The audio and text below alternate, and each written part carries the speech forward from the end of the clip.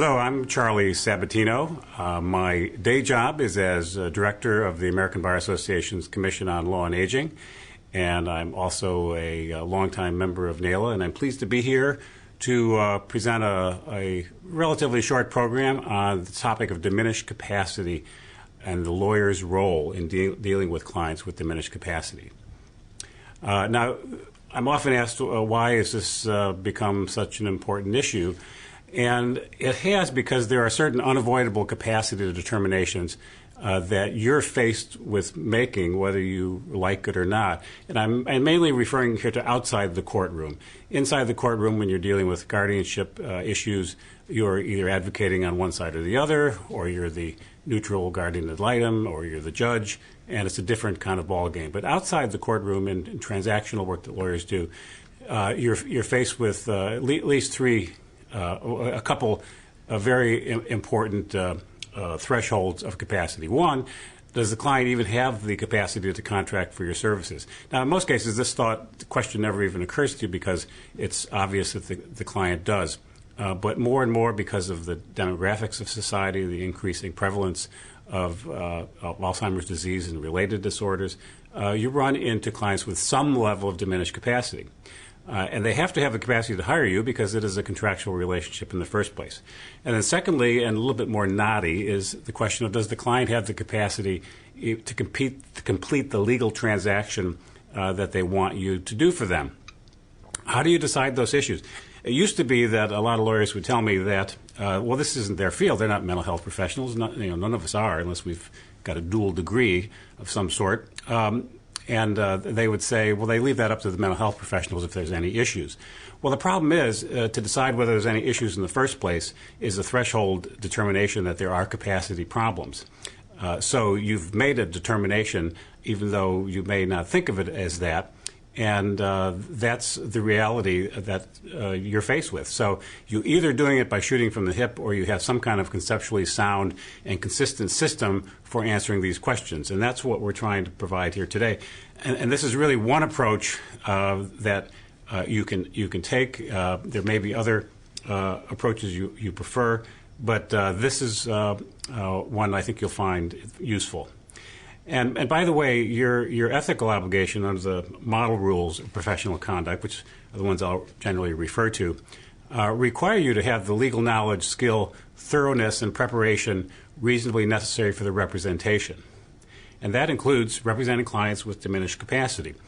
So there is some obligation, a threshold obligation, to have some understanding and knowledge of this. So what is the lawyer's role in determining capacity? You're not there to do a neuropsychological test on your clients, but you are in a position where you have to make at least an initial assessment of capacity, a rough cut.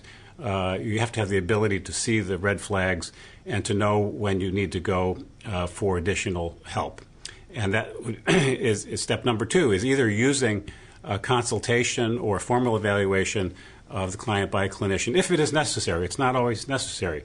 There may be some red flags, but at the end, they are not enough to require further action. And in the end, you have to make the final judgment about whether the client has capacity to move ahead with the transaction, because nobody else is going to make it for you. Even the clinician will give you a great deal of useful input, but they are not in a position to judge, to make a judgment of legal capacity.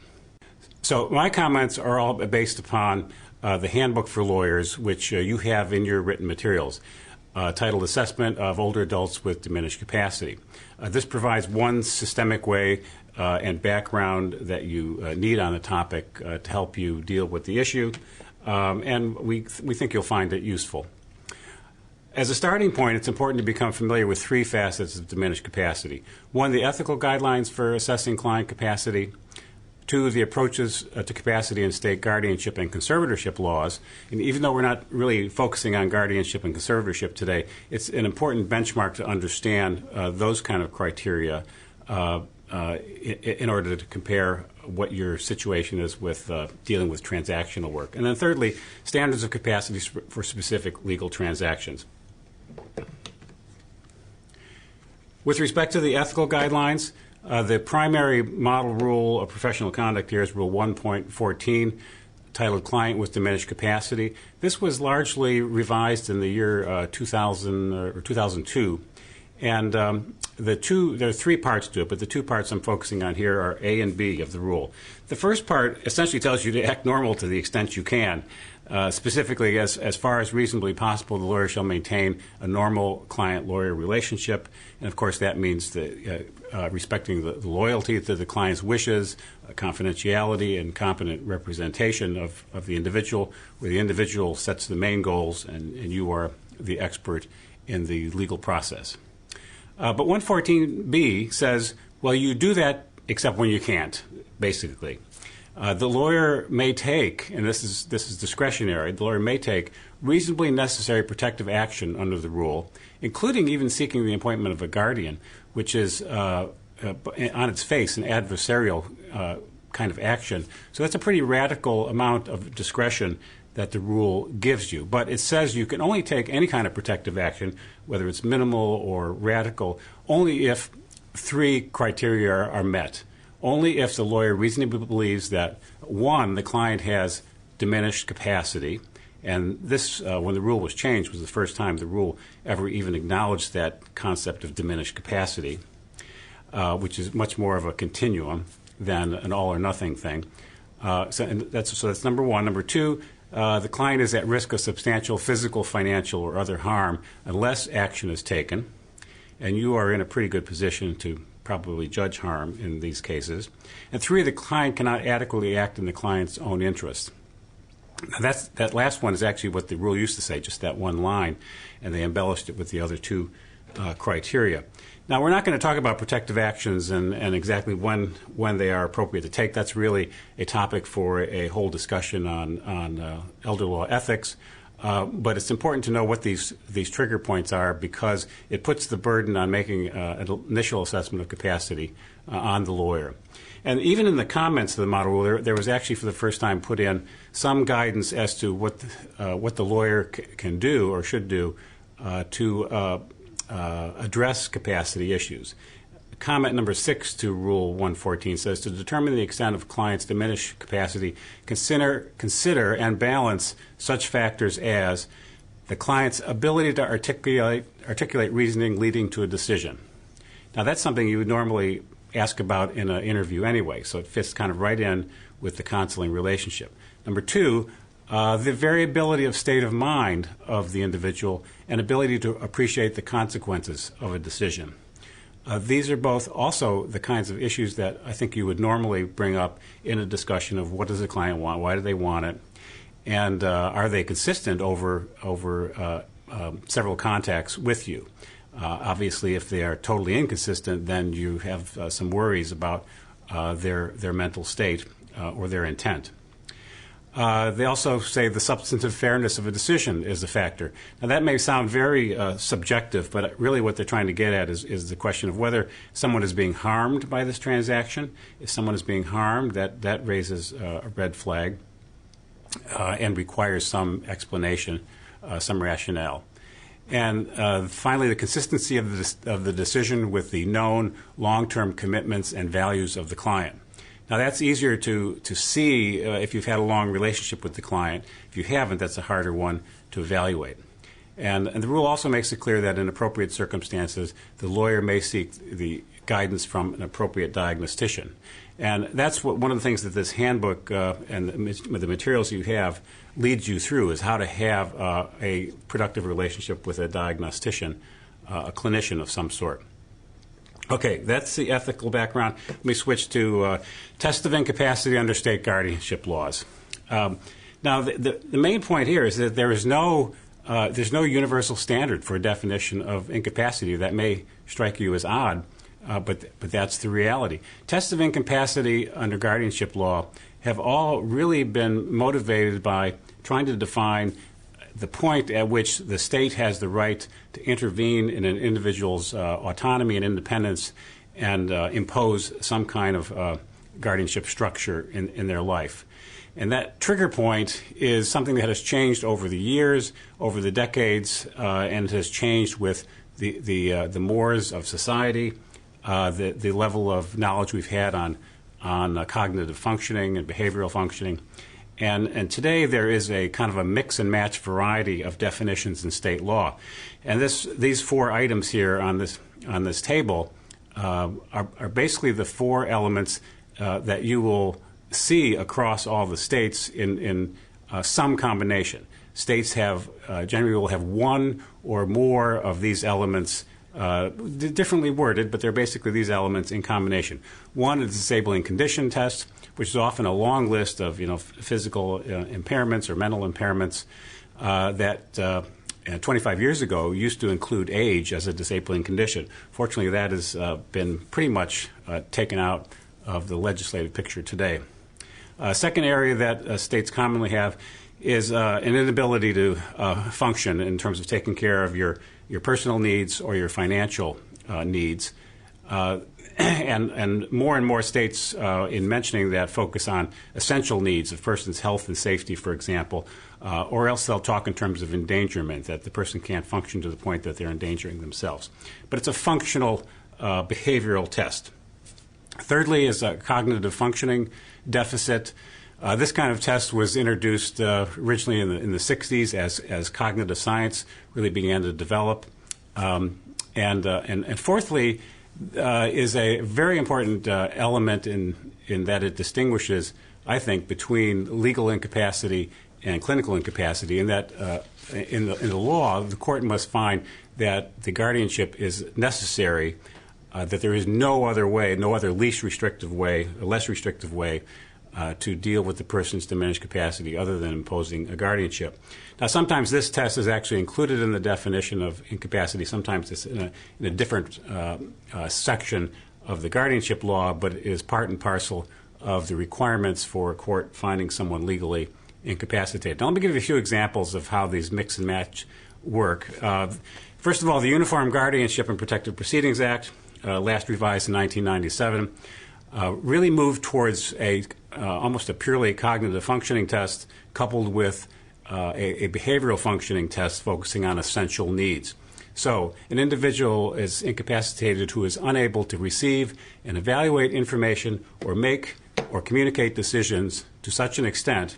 Now think about that cognitive test. It means you can take information in, you can turn it over in your brain in some meaningful way, you can make a decision and express it. That's all going on at a cognitive level. So that's the first part of the test, to such an extent that the individual lacks the ability to meet essential requirements of physical health, safety, self-care, or self-care, even with appropriate technological assistance. So that's really become a model, but not the majority of states have not really adopted that model in whole. Like I said, they tend to mix and match these elements. I was in Indiana a few weeks ago, and so I happen to have this example from Indiana. Indiana starts out with a functional test, namely, an individual is unable to manage in whole or in part the individual's property or provide self-care or both. And then they bring in the disabling condition test as a causal factor because of insanity, mental illness, mental deficiency, physical illness, blah, blah, blah, blah, blah, blah, all the way, or other incapacity, which is kind of a wide open other garbage clause that would seem to allow the state to bring in anything that they deem an incapacity. It could even be a bad hair day as a disabling condition under this kind of broad definition. And the third element in the Indiana code is that the appointment of a guardian is necessary as a means of providing care and supervision. So you see that they have three of the elements that I mentioned in their statute. And I'll give you one more. Since we're down here in Florida, I'll give you the Florida example. Theirs is very brief. An incapacitated person lacks the capacity to manage at least some of the property or to meet at least some of the essential health and safety requirements of the person. So Florida has simply one of the elements, a behavioral functioning test that focuses on essential needs. And the statute further defines what it means to manage property and what it means to meet essential requirements. I won't read those, but they're there for your review. So those are just a few examples. Okay, now we're going to switch to task-specific legal definitions. And you're probably familiar with the versions of these that are common in your state. They all vary a bit by state. They've all been created by state litigation, the state common law. Sometimes they're reflected in statute, but usually it's a matter of case law. And so I've pulled some of these definitions from American jurisprudence as being kind of representative examples. Testamentary capacity, you've heard this if you've you've gotten through first year of law school.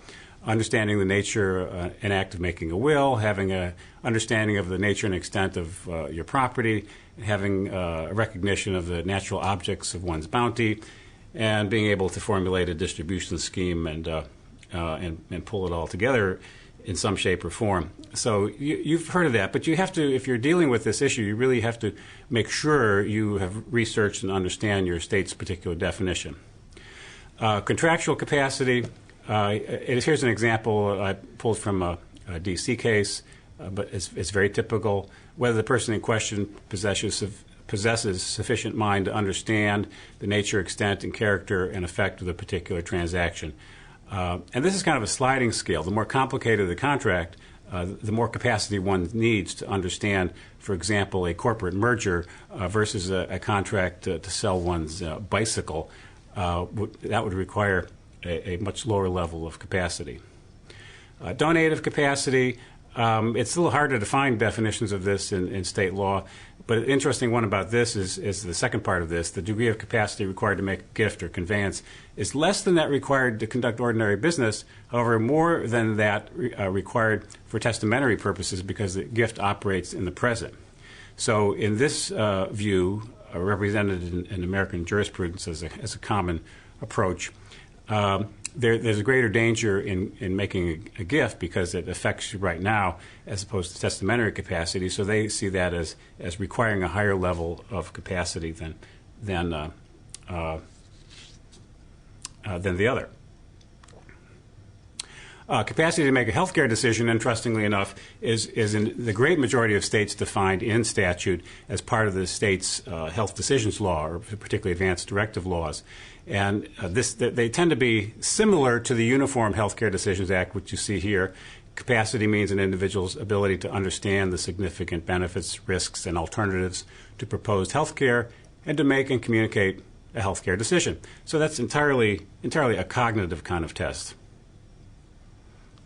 So those are examples. Virtually every act can result in litigation that produces some kind of legal definition, which you need to be aware of if you're dealing with that kind of capacity and in your particular state. But just some general comments about the difference between legal capacity and clinical capacity or incapacity. Legal definitions tend to articulate conceptual principles. Can Mr. Jones understand the nature and effect of whatever the transaction is? Fill it in. And perform X tasks necessary to implement the transaction. That template works for most any kind of transactional capacity you might think about, and you'll hear a familiar refrain when you read case law on a particular type of capacity. The clinical assessment, though, parses out those conceptual principles and measures the operational domains or elements of them, the cognitive domain, the behavioral domain, the emotional domain, and sometimes they can do it with a great deal of testing and specificity. But that is a much more of a parsing out of elements behind the conceptual definition. Thirdly, clinical incapacity is necessary but not sufficient to find legal incapacity, particularly in the context of guardianship. Let me give you a simple example. Two individuals with advanced Alzheimer's. Clearly, neither of them are able to handle any of their affairs. One of them had the foresight to go to an attorney when they were competent, and they took care of drafting a durable power of attorney for financial matters, a healthcare power of attorney. Maybe if they have a larger estate, they have a trust. But surrogate decision makers are all in place, and it's all taken care of. The second person didn't do any of that. Well, in the first person's case, guardianship is not appropriate and would not meet the legal test of necessity. So it's important, whereas the second person, the guardianship is clearly needed. So the determination of legal capacity really depends upon a social judgment of necessity and not just clinical factors. And finally, the legal model is binary, whereas the clinical model is continuous, and that's easier to explain with a chart. In in our work and in court, you're usually faced with a yes or no decision. Do they have capacity to do this, or do they not have capacity? Whereas clinicians tend to see it in a very broad continuum, and they like to talk about the person has strengths here and weaknesses here, but they're often less likely to come to a yes or no conclusion about capacity, which is one of the reasons why it can be a challenge to kind of put this all together when you're wearing your lawyer shoes. So you really have to take their input as your data, and you're the one who has to come to that binary decision in many cases. Okay, we're going to talk now more practically about the screening process that is recommended in the handbook. There are certain preliminaries that are recommended. Remember, in terms of judgment, it's your client's own habitual and considered standards of behavior and values that set the benchmark. To be a mundane example, if your client's always been a slob, being a slob today is nothing unusual, but if somebody who's always been prim and perfect comes in totally disheveled, that might raise a red flag about some impairment going on and affecting their behavior. Always interview the client alone, even when they come in with family members. I could give you reasons on and on why you should do this, but it's an important habit to get into and to always do as a matter of routine, and you'll get some resistance from family, but it's important. There's a lot you can do to accommodate sensory and cognitive changes that accompany age. There are guides out there to help you figure out how to arrange your office, everything about lighting, sound, air conditioning, and so on. You have to take those into account. Your starting point is always a presumption of capacity, and the burden is on you to find evidence to overcome that presumption and to take action if necessary. And finally, focus on decisional abilities, not on cooperativeness or affability. In many dimensions, particularly Alzheimer's, the social niceties are often the last to go. So you may have someone with pretty diminished level of capacity, but they start out with, hi, how are you? How are the kids doing? How's your wife? And so. And they may sound perfectly normal, but when you start hearing the same round of questions again in less than 10 minutes, then you may begin to suspect that there's something else going on.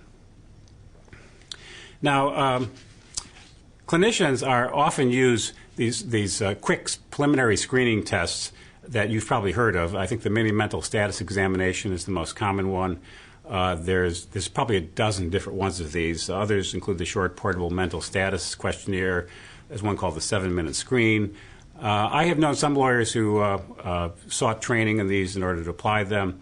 It's very awkward to apply these with the client, and most of us are not qualified to do it. So do not use these kinds of tests without professional training, and even if you have professional training, you have to be very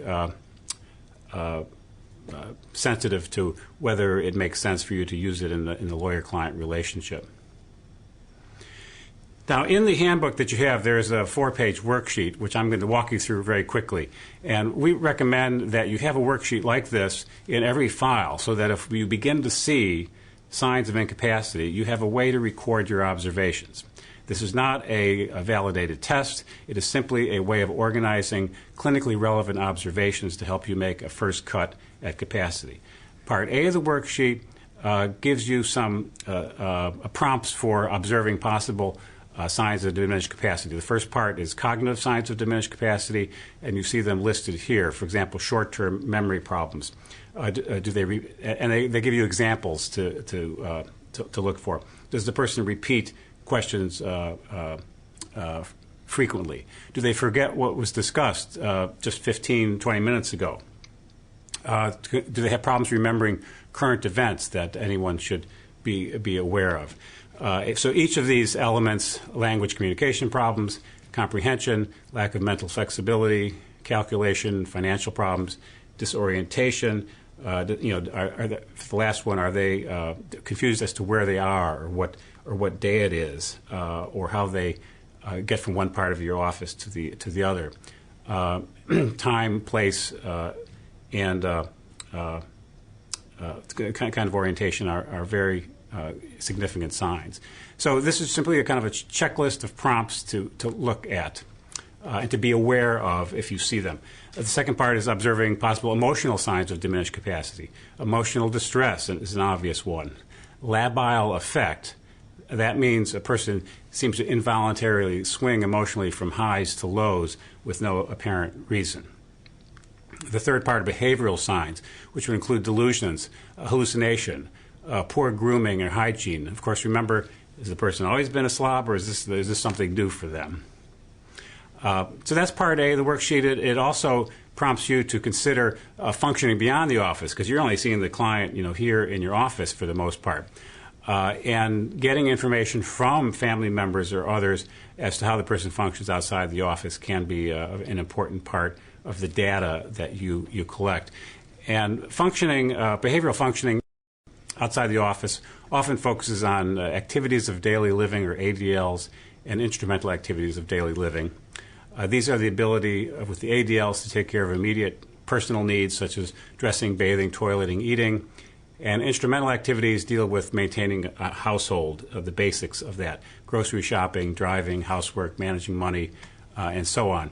Now, these don't always pick up some of the mental manifestations of diminished capacity, but I mention them because they are a common measure of functioning that are used in the gerontological literature.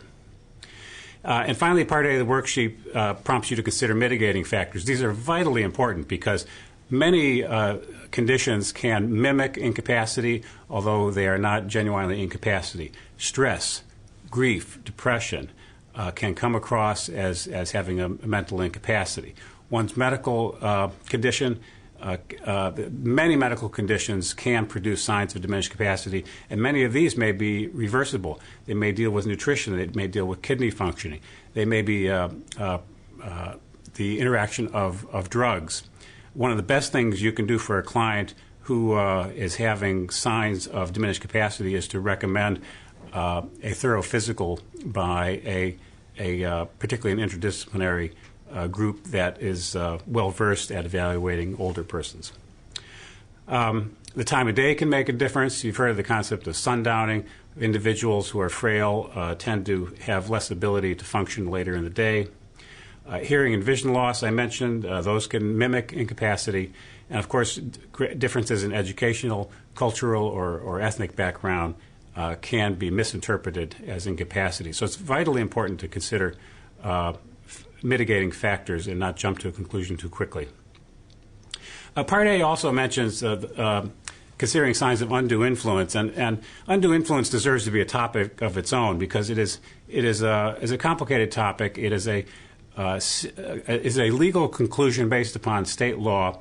It's very similar to fraud and exploitation. It is exploitation, but it is different. Is a different concept than cognitive impairment of incapacity. It is often mental incapacity is often a big risk factor for undue influence, but undue influence itself has to do with a relationship between an exploiter using his or her power to deceptively gain control and decision-making over a victim. And it most typically involves financial exploitation, but it can involve sexual exploitation, drugs, anything of perceived value. It generally, courts define it differently, but generally they look to find a special relationship based on confidence and trust, and secondly, intentional and improper influence or persuasion of the weaker by the stronger.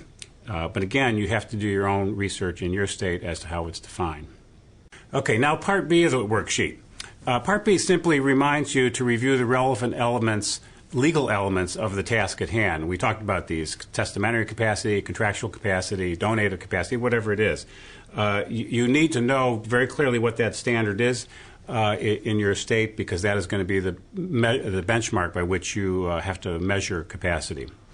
Now, Part C of the worksheet mentions some relevant task-specific factors that will sound very familiar to you because these come almost right out of the comment I pointed out earlier to Rule 1.14b of the mentioning certain functional elements, the ability to articulate reasoning behind the decision, variability of state of mind, ability to appreciate consequences, the irreversibility of the decision is the only thing that wasn't mentioned in the comment to Rule 114, and I'm surprised that it's not there because the drafters took this right out of a treatise that law professor named Peter Margulies did for a Fordham conference several years ago, and that's why I call it the Margulies-Fordham paradigm.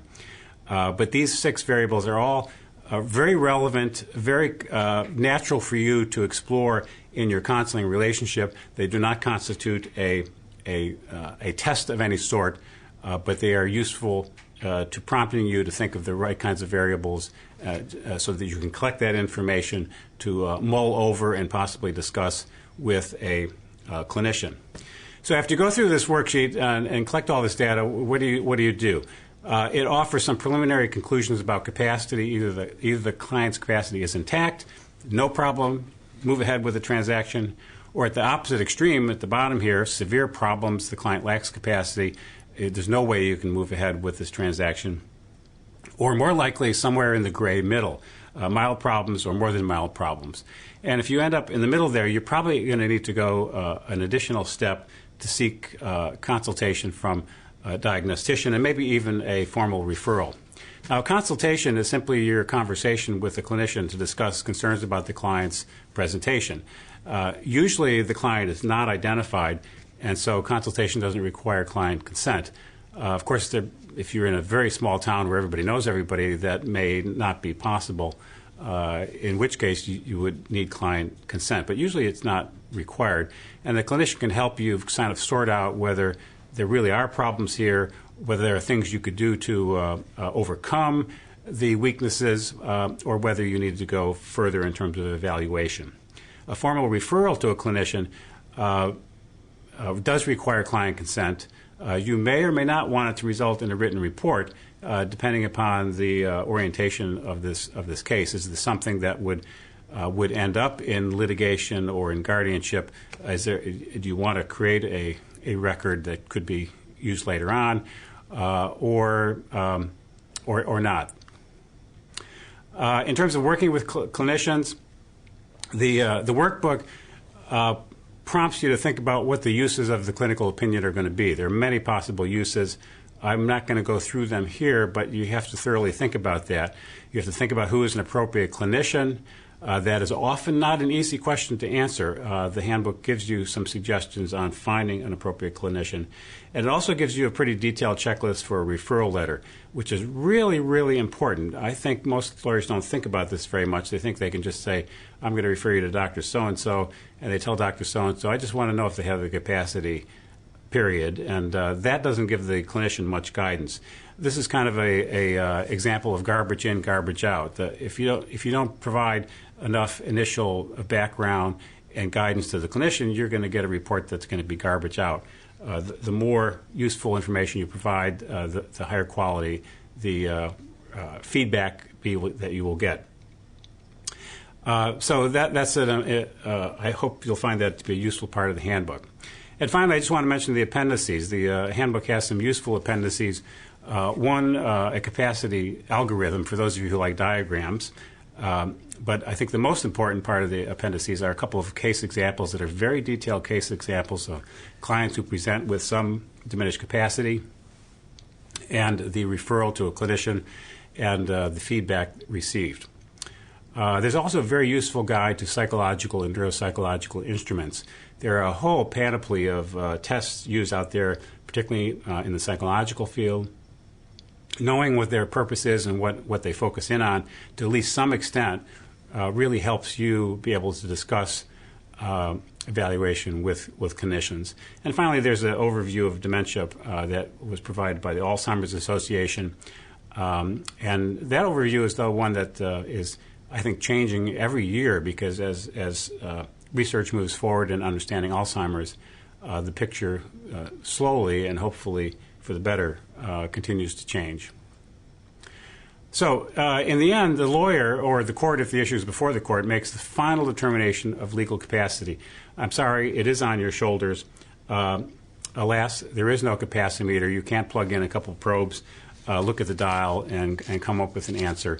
It's something you have to struggle through, but we think that with the guidance of a system such as in the handbook, you'll be able to walk through it with productive results. That's it. Thank you very much.